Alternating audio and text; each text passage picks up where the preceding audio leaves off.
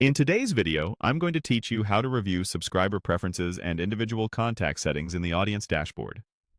By the end, you'll know exactly where to look to understand what your audience has opted into, what they've opted out of, and how to quickly confirm those details at both the account and individual levels. Start by opening your platform's left sidebar and selecting Audience. This takes you to the section where all contact and subscription information lives. It's the best place to get a high-level view of who you're communicating with and how they've chosen to hear from you. Next, under Audience, click Subscriber Preferences.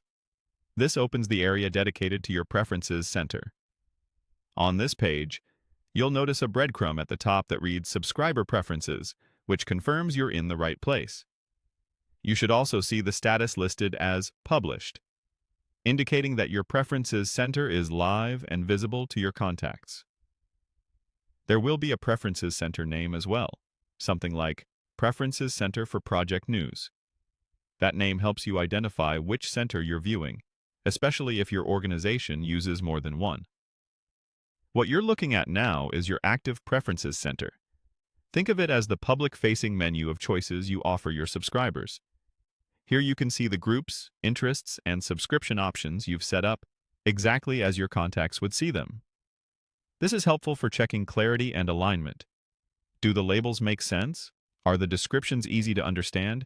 And are the available options consistent with the types of messages you actually send? If anything seems confusing, make a note to adjust wording later so subscribers can make informed choices. When you're ready to verify preferences for a specific person, return to the audience area and go to All Contacts. Locate and click the contact you want to check. On their profile, scroll down to find their subscription preferences. You'll see which groups or interests they're currently subscribed to, along with any preferences they've opted out of. This view is invaluable for understanding why someone is or isn't receiving certain messages. For example, if a contact isn't getting event updates, you can quickly confirm whether they're subscribed to the events group or if they previously opted out of that category. As a best practice, avoid exposing any personal details when sharing screenshots or examples. Keep sensitive information private. That's it. You've seen where to access your Audience Preferences Center, how to confirm it's published, and how to review both the overall options and an individual contact's selections. This clarity helps you deliver more relevant communications and maintain trust with your subscribers.